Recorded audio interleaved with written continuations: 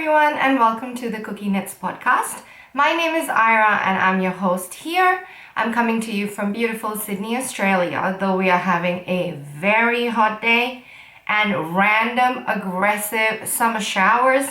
So if it starts storming, I will pause the podcast, but if there's little bits of rain here and there, I do apologize. You are watching episode 27 of my knitting video podcast, where I show you all the stuff I make and where I document my journey with the wonderful, wonderful craft that we all love. I'm also available on Ravelry and on Instagram as KukieKnits. I'm very active on both those sites. If you want any information about any of my makes, it's all on Ravelry, and I also tend to put them down in the description below. If you are a first-time viewer, please consider subscribing if you like my content and you want to keep up with what I am making. And if you're a returning viewer, thank you so much for coming back. This is probably going to be my last podcast episode of the year. I will still try to do like a wrap-up video, which I really enjoy making every year. Mostly because I have family coming to stay with me over Christmas, so this room will be taken as the guest room. So let's get started with my finished objects. So I have a few finished objects. So the first thing that I made is the Winnie sweater by Lily Kate France.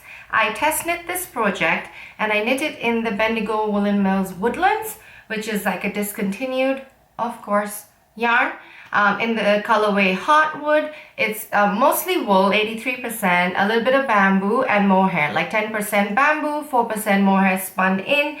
And it's definitely a barber pole yarn, where one strand is this lovely peachy pink and the other strand is white, and it gives this really great, and of course it has the rainbow tweed. So this was a special yarn. I got it as a gift. Christmas maybe 2 years ago, and I've been waiting for the perfect pattern, and Lily has made this design into a top before, which is a 8-ply top, so I would definitely, this is also an 8-ply, I would definitely be sort of wearing it more as a vest. And I loved how it looked, and when she came out with the sweater version, I was like, perfect yarn, perfect pattern. And then I finished it. It was looking great. It was fitting great. And the day I finished it was a very hot day like today. And I'm originally from Nepal, so I cannot handle the heat. I've been here 15 years. Yeah. I complain about the heat every single day that it gets hot. And for me, hot is like over 27 degrees. I'm complaining my whole life. Everybody else is freezing in winter. I'm like, a cool, crisp breeze. I love it. So it was a very hot day, and I tend to lose my mind on hot days, especially because, the laundry room doesn't have aircon and we keep the door closed, so it's hot in there. So just the thought of blocking this, putting it in the water, having to go back in when it's hot, and then stick my hands in the water in the sweater, and then I machine spin it. I have a top loader without an agitator, so I always just put it on a spin cycle. It works really great even for non-superwash stuff. So having to go in and then put it in the washing machine and then dry my hands and then go back into the hot room. And I think I was overstimulated. So I was like, you know what? I'm sure it'll be fine. I'll put it in the wool cycle. It was not fine. It was not fine. As soon as I pulled it out, I could feel that that lovely elasticity of the fabric was gone. I'm quite lucky it didn't felt too much. And I think the sleeves actually didn't felt as much as the body did. I didn't even put it in a laundry bag, which I would. I think the body definitely felt it more. It's still very wearable, thank God. But I had added extra length into this because I wanted a longer jumper, and it's cropped. And the neck, which was nice and low, which is how I like it, got a appreciate the ladies, is also higher up, and it still looks really, really good. But I'll put in like a comparison picture of like the fit I was going for and the fit I've ended up with. And then last week there was a couple of days it was weirdly cold, and I wore this, and it's definitely cropped. It's cropped. Oh well. Do not get overstimulated and just chuck your wools into a washing machine, even if it's a 37-degree day. Ira. I'm a bit sad because like that fit was, it would have been perfect. The fit was perfect. The yarn was perfect. The pattern was perfect. The color was perfect. And now it's like, I would say 80% of the sweater I want, because of the fit and because of the actual fabric as well. It's a bit stiff, which is sad because I can't make another one. I wouldn't make another one even if I had the same yarn, because this is still quite wearable unless I had somebody to give it to. But the yarn's not available. I wouldn't make another one identical. I do love the pattern. And do you have your shot ready, Em? She always makes a joke that I say this all the time, but I would like another one in this color. In this pattern, like another color. What do I say? I would like another one in this pattern in another color. So maybe, hold on to your horses, maybe we'll have an unfelted Winnie sweater. So the process of knitting it was really, really easy. So this little lace detail that's along the collar, along the cuff, along the bottom, has been used by Lily before in another design called the underlace tee, which I have knit before. And in that one, she has it along the collar and in the arm with short rows, so it's a little bit more crescent shaped. And I knit that before, and I don't know what I did. I think I definitely did the wrong cast on. I can't imagine she gave that suggestion, but I don't know. So you have to cast it on separately, knit the lace, and then you 3 needle bind off with the actual edging. So it's a knit on lace. I remember struggling so hard. I think I picked a cast on that really like spun around, and then in the first row of it, there's a knit 3 together to the back loop, maybe even. It's not difficult, but it's definitely tighter than is comfortable, you know, as if it wasn't the cast on edge, you know what that's like. So I think I cast on a slightly loosey-goosey cast on, and it kept spinning around, and I kept losing count of how many, and I don't know, I had to restart it so many times. I actually have a vlog of knitting that top, but anyways, even knowing it had that lace, I really loved the look, so I was like, no, I'm still gonna make it. And in this one, it said just to use the long tail cast on. I'm gonna assume it said that in the previous one too, why wouldn't it? And that was no problem at all. So I don't know what I did last time. I could watch the podcast and find out, but I kinda don't wanna know. I don't wanna know what stupid mistake I was making. So yeah. The only advice I would have is do your cast on the lace with like a sharp needle, like a Chiago or metal sharp needle, because that will really help. The first one I was using my Knit Pro Zings, and I ended up having to use like a smaller needle, like a random loose 3 DPN to like actually poke in and do that stitch. But then for the next one, I switched it to my Chiago, and it was no problem. It wasn't comfortable, but it was no problem. Yeah, my Winnie sweater. Oh, so close to being perfect. My fault. Such is life, folks. Such is life. It's only a matter of time if I actually felted one of my things, right? I have been playing a bit fast and loose with my knitting. I don't gauge half the time. I'm playing fast and loose with the blocking. I don't even try on my stuff. I don't know what's going on with me. I think it's this time of the year. I will blame the heat again. It's too hot. Okay. Then my next finished object is also another pink Lily Kate pattern. Ta-da! This is that's the back side. Ta-da! This is the Calm Night Cami by Lily Kate France. Sorry, I've got more hair from the jumper on my nose now. And this is knit in Knitting for Olive Pure Silk in the colorway Pink Daisies. I had been wanting a well-fitting, bra-friendly summer top, you know how we all are, in a nice material, and this is perfection. I'll put in a picture. I would like more in other colors. The funniest part is M doesn't even drink. Prepare your shot of tea. So perfect. So I knit it. It's top down. The collar and the armholes have this double knitted band. So I did it till about I joined together in the round, and then I put the details in so I could get a good idea of the fit, and then I knit the body. The body, I ended up adding a lot of extra length. I think I added more, like maybe 8 centimeters more than the pattern recommended. I tried it on. I knew I would have to add a bit more length because I wanted a full length. I'm out of my crop phase. I wanted a full length one, but I was quite surprised that it was 8 centimeters, like when I measured on myself.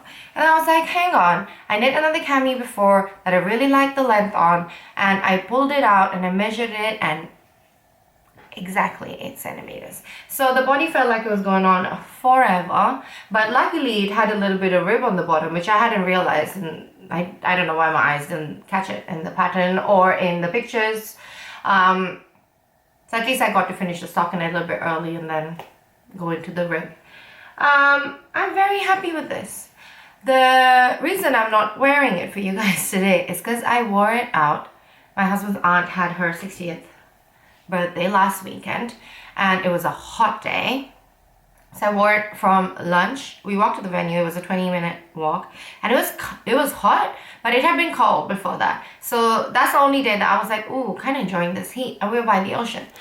It was hot. I was wearing it all day. We had a lunch, and then later we had like a get together in a pub, a bar, and I ate and I drank and I danced way like into the night in this top. And was I hot? A little bit. Of course, it was a hot day and I was boogieing it up, sweating a storm on the dance floor. But was it hotter than another top I would have worn? No. I'm actually very pleasantly surprised with how light the pure silk feels. I mean, it is not the densest gauge on this, okay? I assume if you knit it at a denser gauge, it might be a little bit warmer, and I definitely have to wear like a nude bra if I'm not going for a contrast bra look, because you can see the bra, kind of, if the light catches it. But it was so good. I had the best, like I was like, wow, I'm dancing in a hand knit on a hot day by the ocean. This is peak knitter life. It was great. But it needs a wash, so that's why it's not on my body.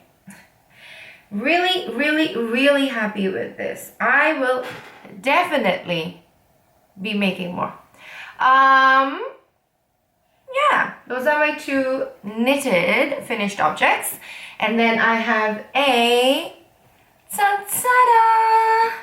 End of the year, my annual cross stitch. I say annual. This is my 3rd one. The first one took a year. The second one that's up there, the Starry Night, took me 3 years. And then this is my 3rd one, which also took me exactly about a year actually. I got a memory on my Facebook that I had just started in November, and I finished it in November. So is it annual? Okay. My cross stitch. This is, I still have, one of the border guide threads in, but you can see it anyways. This is The Lady with a Fan by Gustav Klimt, and the pattern is from The Art of the Stitch. I will tag her shop below if you like artwork related cross stitches. Oh, she has beautiful ones. She has full ones like this, like full ones that you can actually frame and hang up. She has smaller ones, she has bookmarks, she has easier ones. Lots of variations of art pieces. So if you're like me and you love classical art stuff and you would like to, you know, put some up around the house but think it's too boring to just get a print and you can't paint and you have a whole year to spare, something like this could be yours too. She is so beautiful. I love her. I aggressively love her. This was relatively much easier to stitch than the Starry Night. The Starry Night with the swirl and the itty bitty, you know, 2 stitches here, 2 stitches there. This one, as you can see, has relatively bigger blocks of color. There's still enough, you know, in this section, but most of it was very straightforward, and she's so beautiful. And this is on 18 count Ida, and I use DMC threads. I could not be happier. I learned from the first, I do the framing myself as well. It's probably shit. I learned from the first one I did, which was another climp, because I want 3, so I'm going to do another climp next year, and then I'm done with my climp series. It's the first one I washed it. The second one I didn't wash it, and it was much harder to get the, I don't think I got all the wrinkles out of it actually. So this one I am gonna just soak it, block it, not in the washing machine this time. I'm so happy. Isn't she beautiful? Can you believe that? Little old me just plugging away at this for a year, and it's a masterpiece. Very happy with all my finished objects, despite the felting drama. That's all of my finished objects. And then moving on to my whips. I have been so uninspired to knit on anything for myself. I don't know what's going on. Anyways, I decided to lean into it, and because I want to get stuff out of my stash. I actually have quite a few yarns for gift knits in my stash. I have for my cousin, I have for my sisters, I have for my husband, I have for my friend Ane. So I was like, you know what, maybe I'll just do some gift knits. I have a lot of knitwear. If I don't knit something for myself for a few months, it won't be the end of the world. So the first thing I did was I reached out to my lovely aunt and my baby cousin who live in the UK if they would like a knitted item. I usually always ask the person and see if they want to pick, if they want me to pick. I definitely ask about the superwash versus non-superwash stuff, and I ask if they want me to like their color preferences. If somebody's like, oh, I would like to pick everything, easy peasy. I'm like, send me an info pic of what you want. But my aunt was like, no, that's like what, well, you know, what are my options, etc. So she chose to, I recommended the Marseille sweater, and I'm going to use some dark blue Holst and some gray Bendigo woolen mills from Stash, which will be coming up later. But I also had some of this yarn, the Zealana Kauri. Lovely yarn. It is 60% New Zealand merino, 30% brushtail possum, and 10% mulberry silk. I had enough of this from, Lord help me, the mohair and the possum are coming for me. This is the shawl quantity from the swap I did with my friend JJ in Canada in the last episode. And I thought, she's in the UK, this is quite a southern hemisphere yarn having possum in it. I mean, it's kind of Aussie because possums are Aussie, but they're protected here. They are culled in New Zealand, so this possum yarn, of course, is from New Zealand. It's illegal to make it in Australia. So I thought that would be something fun and Australian-ish. Australia, New Zealand, southern continent, Oceania. Is that what we call it? Anyways. So I thought I would actually use it to make something for my aunt. I hadn't decided if I wanted to use it for myself, what. It was just going to the stash. I thought this would be perfect for a gift, and I haven't shown her this one. This one is going to be a surprise for her. She'll probably see it on my socials, but I don't think she'll realize that it's for her. So I'm making the Dotted Rays by Stephen West, and it's a garter and eyelets shawl, and it kind of like, this is where you start with the concentrated holes, and then it kind of like spreads out into almost like a spiral. I had seen this on a podcast years and years and years ago, and I always thought that looked like a fun knit, like a fun gift knit, but I'm just not the biggest shawl person, so I thought this would be the perfect time. I'm really enjoying this shawl. It's garter and short rows and yarn overs. Quite straightforward. I did say that and then immediately realized that I had made a mistake and had to undo a whole short row wedge, but that's a different problem. And I'm hoping blocking will help. I mean, it's already quite drapey, okay? It's silk. This is technically a 4-ply, but because of the fluff, it does behave a little bit thicker. But it's knit on 4mm needles, and I'm gonna actually like block it not quite maybe aggressively. I will pin it, but I'm hoping it will help kind of make this look a little bit more neat. I don't know if it's probably me. It's not the most neat. I mean, garter is not my favorite to look at anyways, so I'm probably just hating it because it's garter. I don't know. Hopefully it's nice and cozy and wearable for my aunt, and she likes the color. I've seen her wearing scarves on Facebook, and I thought I would, make her an extra scarf to go with the sweater that I've told her about. I also asked for her and my cousins like foot measurements for socks. Whether that will happen, we'll see, because my next work in progress is a sock, and I'm really not feeling like knitting on it, even though it's not for me. So this is the Ruffled. Oh, I forgot to tell you what size I'm knitting in this. There's a small and then a larger, but it's quite easily done where you can kind of bind off after every short row edge. So with the yardage I have, I should fall somewhere in between. So I'm just going to use up all the yarn. Okay, this is the Ruffled Shorties by Summer Lee.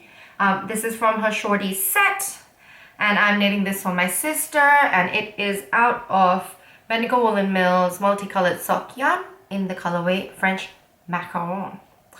That is not at all how you say it. So I finished one sock, and I told I told my sister that they won't be matching because I can't be bothered to do that with this yarn, right? But like, they don't even look like they're from the same sock set. But I'm almost there.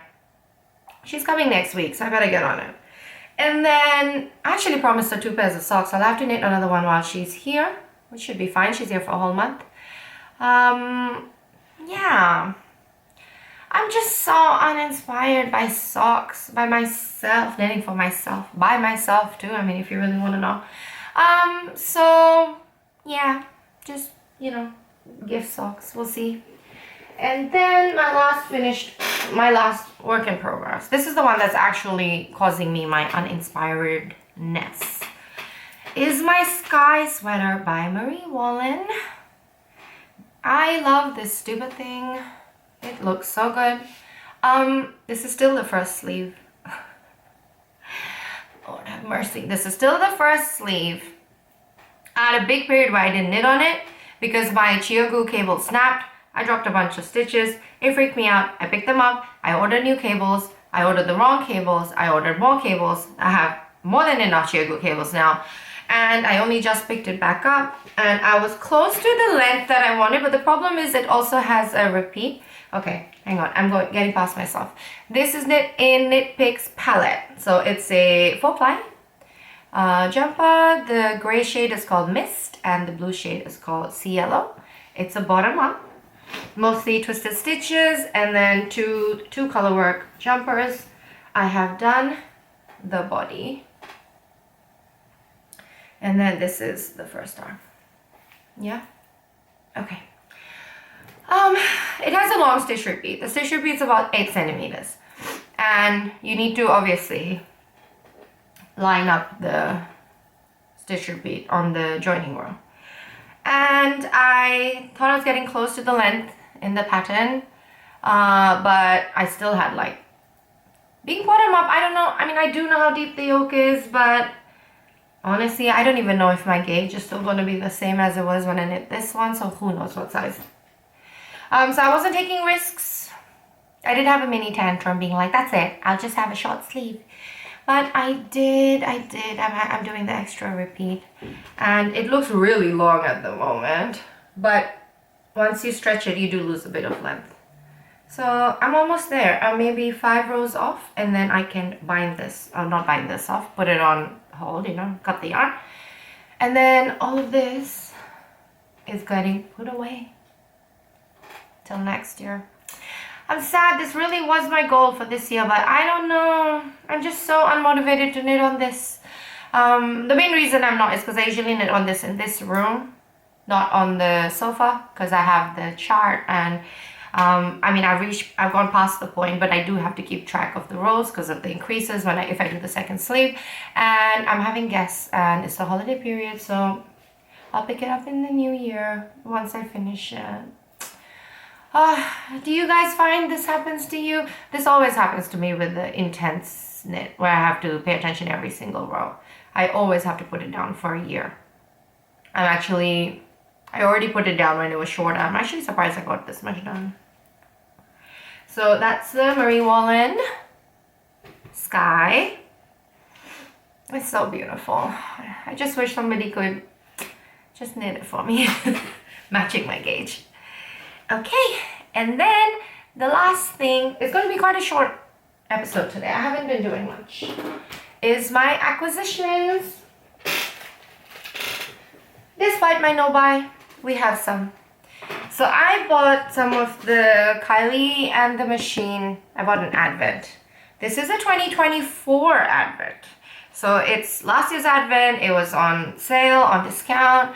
And my sister, who's coming to visit, has started sewing. She's obsessed. And I thought this would be really fun for us to open because almost every single window has 2 labels in it. So we can open it and share it. But it's so beautiful. I haven't opened it yet because we're going to open it together. She's arriving on the 14th, then we'll open, and then maybe we'll open one every morning. That'll be fun. And we'll split. We're going to go half-seas. So I thought this was really fun, and it was a bargain. Do I need more labels? No. I bought a bunch of labels that say made by Ira. I really don't need more labels, but I have more labels. And then, so I messaged my cousin, the one in the UK, asking what she, what she wanted, and she definitely said she wanted superwash because she's in uni. Fair enough, she's 18. I also would not be hand washing anything at her age. I am barely hand washing now. Okay, so she said like, I sent her a couple of suggestions to see what I could work with the rare small sweater, not even, it was a vest quantity of superwash I had left. And she thought it was cute, but she thought it wouldn't be that practical because it's cold where she is and she wanted something with sleeves. And she sent me an inspiration picture being like, can you knit me something like this? So Gen Z. It's so similar to what my sister wanted, but the yarn is different. And I was like, yeah, but I can make it. Sure. I had to get yarn.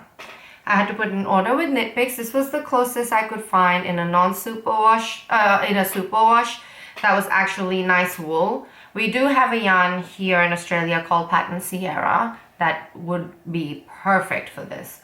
I don't like that wool. It's scratchy. I think it's scratchy. It has a high acrylic percentage, which is not my favorite. And it pills like crazy. And it looks like dusty. Like it and the like colors, because of the fluff and the pilling, really merge together. And it just looks like a messy slob. I knit something for my cousin's baby. Oh, my camera cut me off. What was I saying? yeah, so pattern Sierra, I knit something for my baby, my cousin's baby, and it looked quite worn and old immediately, and his was like just in blues. It wasn't even like a, you know, like a very variegated color. He was a kid, so he grew out of it immediately. It wasn't the biggest deal, but I didn't want to use that for my cousin. So I looked online and I found this. This is Knit Picks Hawthorne DK Weight in the colorway Kenton Multi, and it's perfect for what she wanted. It's mostly 80% fine superwash Highland wool, 20% polyamide. The colors are beautiful. And I'm going to knit the Everyday Loop blouse by Other Loops. I think it looks more expensive and more polished with the details. And I did say to her it might not be as tight as the inspiration picture, but she agreed that it looks classy and it doesn't have to be skin tight. That's the vibe she's going for. So that's what I will be knitting from this. So this was an acquisition. I bought a sweater quantity. My cousin is super little, so I actually didn't have to buy too much, which is good. And then because I needed to hit free shipping, I bought a cone. They were on such a good sale of palette. I do really like knitting with palette. I haven't worn it yet, so... Oh no, that's not true. I knit a previous jumper in palette and I do like how it wears. That's not true. I have worn palette before. I like it. So I bought a whole cone in a gray marble heather for something. This is going to stash. And I read online that Knit Picks was having a bug problem earlier in the year, even though apparently they haven't really acknowledged it properly. So all of these, as soon as they came home, went straight into the freezer. And I don't see anything, but I'm planning to cast it on quite quick. So once I'm done the order of priority, okay, the 5 rows of this, then Zesok, then this one as I knit the other pair of socks for my sister, and then I will do the Marseille sweater, and then my cousin's sweater. And I'm aiming to finish it all and send it off by latest March. I think I can do it. I have the whole month of December. Ideally, hopefully I finish this. Both the jumpers are stockinette. My aunt's jumper is close to my size. It might take a little bit longer, but my cousin's jumper should be hopefully pretty quick. That's it. That's all I have for you today, folks. This is my last episode of the year. Thank you so much if you have kept up with me. I think this is my 3rd year on YouTube. I'm not sure. I really still enjoy doing it, which is why I'm still making these videos. And thank you so much if you've been watching this whole time. Thank you so much if you're a new viewer. Hope you have a very good Christmas and a good holiday season and a very happy new year, though hopefully I shall see you with my wrap-up video before the new year. Thank you. Bye-bye.